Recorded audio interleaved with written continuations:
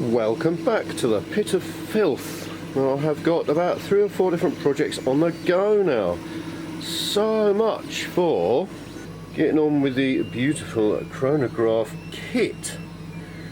Since I last spoke to you, I haven't actually done anything more to these bits. It's really frustrating. I've got the video, I've done a bit more work on the videos, but I've still only got the same, I hope the same number of bits that I'd made so far, and I haven't lost any on the carpet of invisibility, I don't know. But since then, as you can hear, I've run out of the gauge kits and the ready-made gauge kits. I just finished, in fact I made 4 up for people the last time.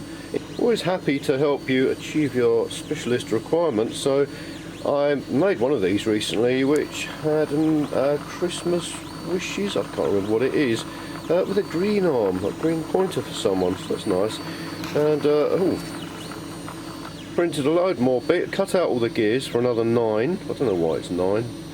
I've printed all the gears and bits, and I've printed 3 enclosures and am currently working on another one. And whilst the additive creation is going on here, the subtractive creation is going on over here. I've cut out all the gears and stuff, and I'm cutting out 4 at a time, simply because there's so much data. The dear old computer that's running XP, lovely XP, ah, what a beautiful computer. It can't cope with any more than 4 of these together, because it just runs out of memory and refuses and gives up because of the enormous amount of data required. So 4 of these at a time. Yesterday I dutifully cut out all the gears, the 2, 3 and 5mm gears. I counted out some screws and cut out those bits and pieces. And also, finally, I've been saving this lovely piece of pitch pine for years. It's brand new when I got it. Oh, pitch pine, it's like the brother I never had. But yesterday I thought, I don't want to go to the wood yard, as always, because of all the virus and stuff, and they don't really seem to be aware of it necessarily in the wood yard. So, rather than being breathed all over, just a bit wary, I decided to use the lovely piece of pitch pine, and it was just wide. It's one of those things that's just meant to be. It was just wide enough with the 3.5mm bandsaw, circular saw blade, to leave each piece 15mm, which is what I require. It just sometimes it's just meant to be. So I managed to get all these pieces out of one length of it, the one length I had, and I'm really pleased. That's beautiful wood. I've sanded them all because I just love sanding wood. A bit sad, but what are you going to do?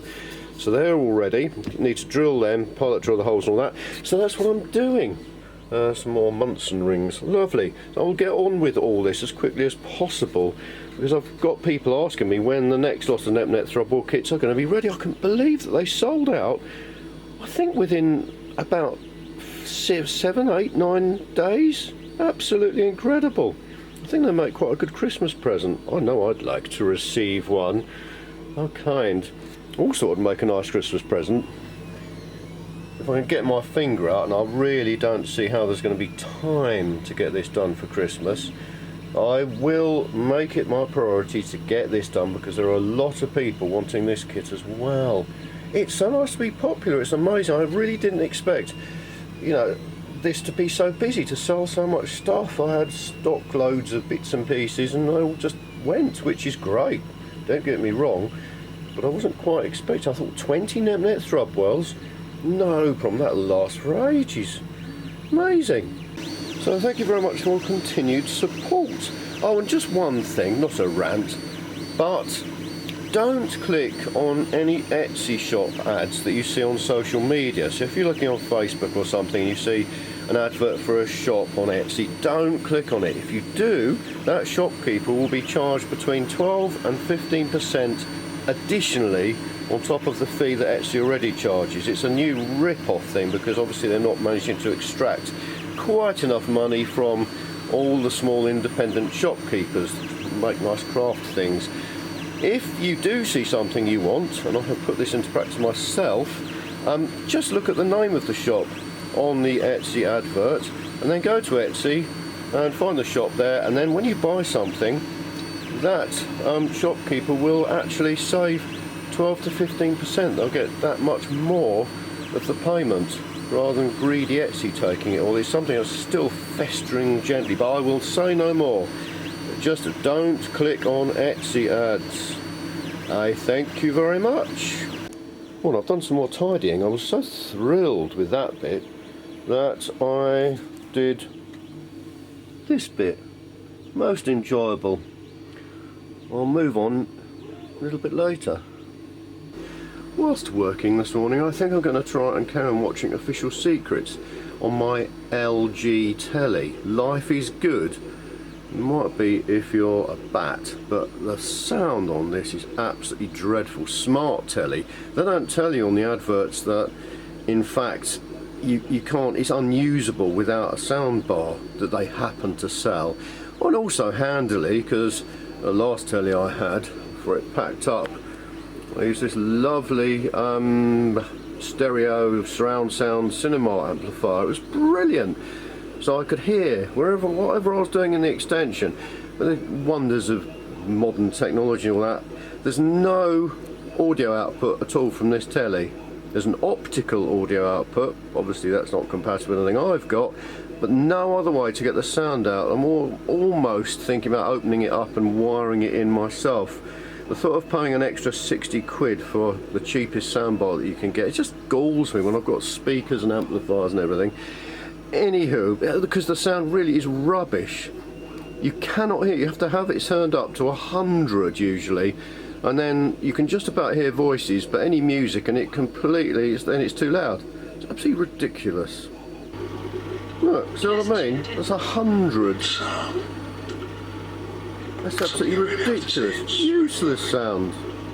My pillar drill handle was squeaking, poor thing. So I've taken it out. Here it is. There's a lovely big gear. So I'm going to smother it in castrol something or other. Look at this. You push that down. This is from my days when I used to do tons of work on cars and vans and things. Anyway, don't want to risk ruining this camera, but I'll put plenty on. Yeah, lovely. Lubrication's brilliant. Put it on there. This was squeaking a bit and I've put grease around. Oh, it's just the joy. It just glides round. Now I'll see whether single-handedly I can get this. Again, I've put grease in there. Focus. Let's put that back in here. There we are. And then that pops out that side. Oh yes, come on, focus. It's on autofocus. There, right. You can see that that's now completely silent, and that's what lifts that up and down. I'm covered in grease now. I think I'll put a little bit around here as well. And then, so I've done that, because when I lift that now, that'll just help to coat the inside with, oh look at that, it just used to fall straight down. Oh, the power of grease. That's the same principle they use in those toilet seats that slowly lower, and the old cassette drawer that opens slowly. Right, last thing to do is this fascinating bit, which is the spring that pulls that bit back up. Now that is definitely a two-handed job, as I don't want pieces of metal embedded in my eyes. I'll get back to you. One of your nasty printed graphics in the Nempnett Thrubwell, all beautifully laser engraved. I'll have to clean all the soot off. Look at that, beautiful. It's nice to sit down. My next job is to extract the salient parts from these little flickering tea lights. They come with batteries and everything, which I will demonstrate. Pull out the plastic thing, switch it on, and it breaks. Excellent. Oh no, I've switched it off. There we are. And I want them for the, I want the LED and this nice candle shape, flame shape for the flickering indicator for the Nempnett Thrubwells. And very sadly, because I could mould this out of something or other, but very sadly the cheapest by far, hugely cheapest way of getting flickering LEDs and this bit is to buy these tea lamps, because they make billions, I expect, a year. It's very sad, and it's, I don't throw anything away. There's my ever-growing collection of battery, the called coin cells that they come with. I will find a home for them and find a use for them at some point. I'm going to do that. I just remembered that last week after the previous video on YouTube, a very nice person asked me if I could tell them, recommend the laser cutter that I'd got. So I went through that, and while I was doing it, I remembered reading about, you know, you can buy laser cutters on eBay for under £1,000, I think. Why does it do that? Focus. What's moved?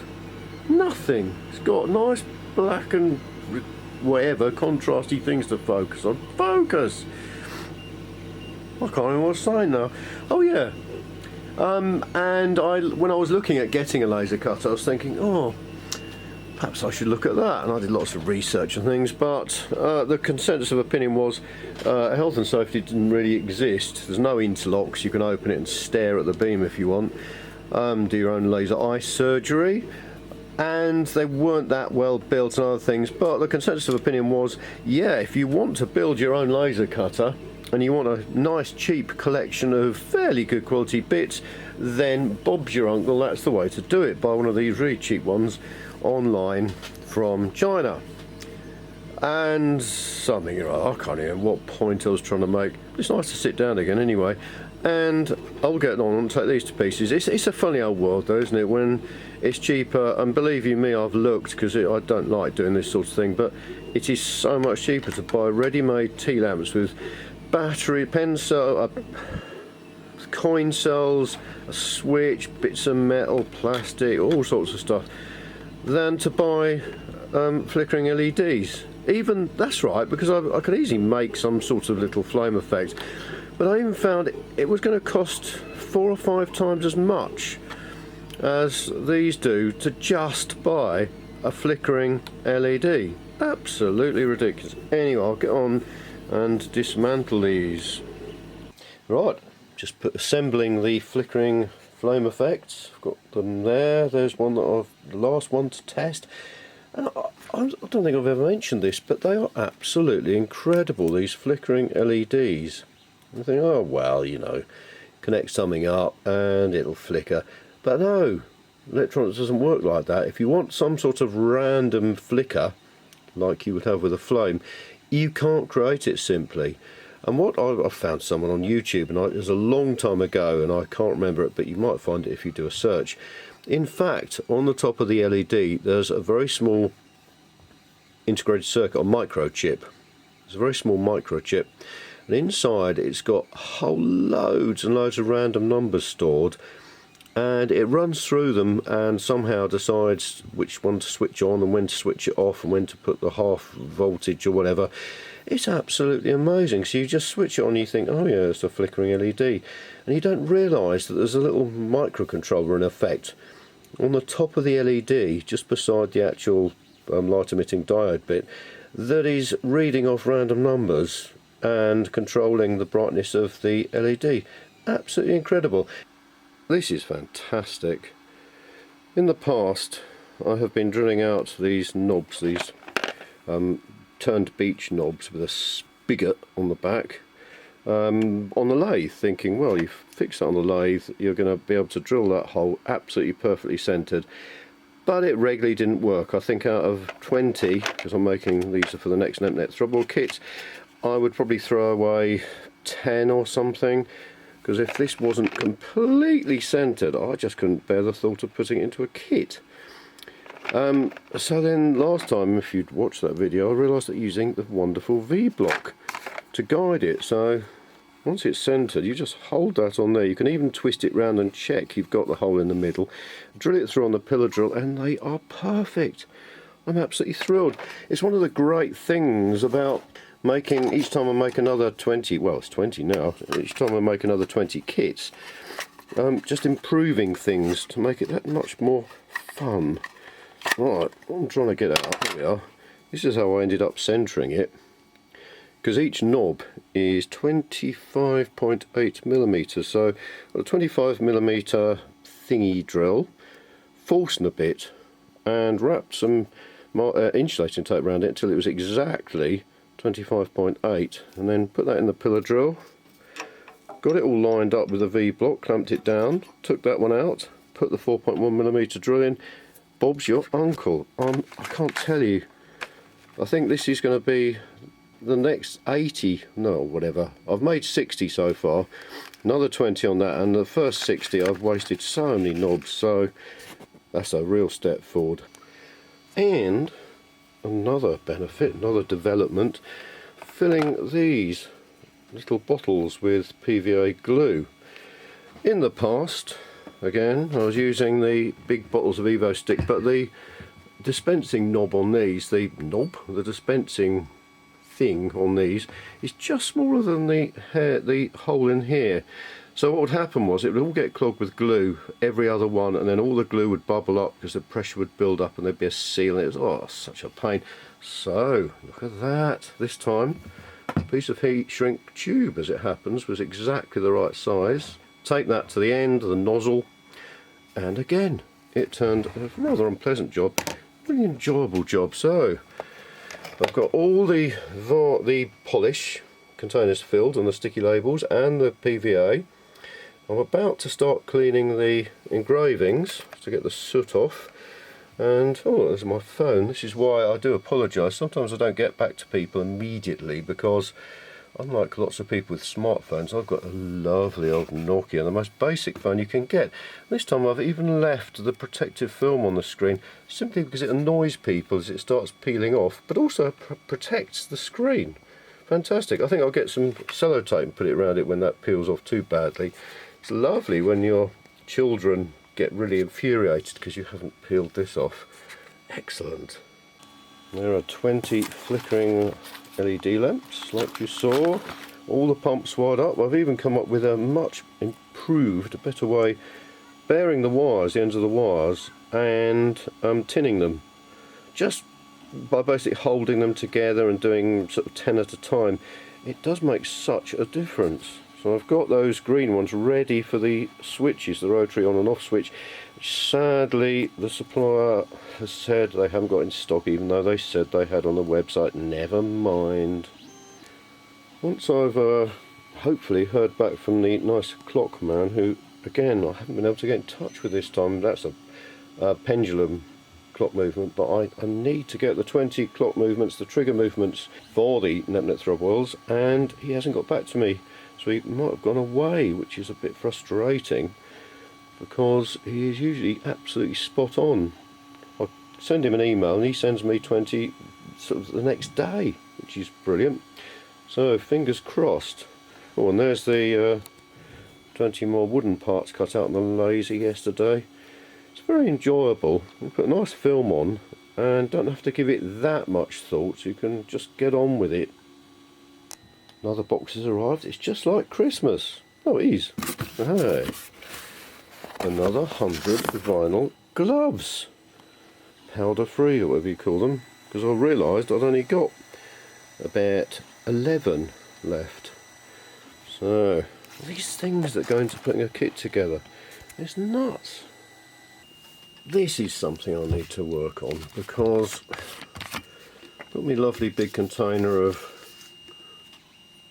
isopropyl alcohol, and I need to clean all of the engravings. Now I found, rather than using a piece of tissue, kitchen roll or something, it's far better to use fabric because it doesn't tear up and last longer. But it is really quite an arduous task having to clean all the edges, and I found the best way is all the edges first, because then you know, you can see the soot that you get off it, then the backs, and then I'm going to put it to one side and I'll do all the fronts last, because then it doesn't carry all the cack over from the sides. I've got to work out a better way of doing this. With the chronograph kit that I'm currently developing, sort of, I've made that a job. I've given that job to people who want to put it together, because lots of people are having discovered that white spirit and methylated spirits also works equally well. I've given other people that job, the assemblers. Having done some market research, done some market research, that sounds very posh, heard from lots of people who want the chronograph kit and who'd love to see it as a kit, and I asked them, well, how far should I go? Should I get people to clean things up? Everyone said, give as much work to us as possible. We love it. We'd love to be able to clean things up. So that's something to think about. Although the Nempnett Thrubwell kit, I've always intended that you don't need anything special, anything additional. People might need a pair of pliers and a screwdriver, but that's it. So I'm not sure what to do about that. If anyone's got any ideas, I would love to hear from you. So I'm not going to film this because it's incredibly boring. I'll try and find a nice film to watch and just get on and do it. All the bits for the electronics part of the kit have arrived, so I've got 20 of them produced, which is really exciting. Then we come to the radiator bleed valves. Now, this is another whole can of worms, or kettle of worms. This is a radiator bleed valve. It fits on one of the square bits that stick out the end of the top of radiators to be able to bleed the air out, any air that gets trapped. But that's not the sort I need for the Nempnett Thrubwell on and off switch. Oh no, I need one of the, I think they call them brass clock style ones. You would not believe the aggro involved in getting 20 of these. And now today, you know, you look at the outside of this box. I'd ordered another 20 from somewhere else, 2 packs ready, blah blah blah blah blah, and they're awful. I've packed them up to return them, so I'm not going to open them again, but they're horrible, and one of them wasn't even properly formed anyway. And I reckon, having searched the web high and low in my spare time, as you like to do, that you should be able to get a brass clock style radiator bleed valve key for about 50p. If you so care to do a search on eBay or Amazon, you will find that the prices vary enormously. So I've had to go back finally to one of my original plumbing suppliers and just order 20 of the proper ones. But unfortunately it's going to cost £6 delivery, but it's still cheaper. It's incredible. This is why these kits take so long to put together. I've got very narrow, I think they call them, very narrow profit margins. So I've got to keep the cost of all these 120 odd bits down in order to keep the cost of the kit down, so that people will actually be able to afford to buy it. So, you know, if you're going to pay £2 or £3 for a radiator key when you can get them for 50p, it has quite a big impact on cost. Anyway, thank you very much for watching. Still working on part 3 of the chronograph kit instructions. Hopefully speak to you soon. Oh, and I remembered this time, please feel free to subscribe. And also, people on YouTube seem to say about clicking a bell button. I don't know what that means, but anyway, thanks again. See you next time, hopefully.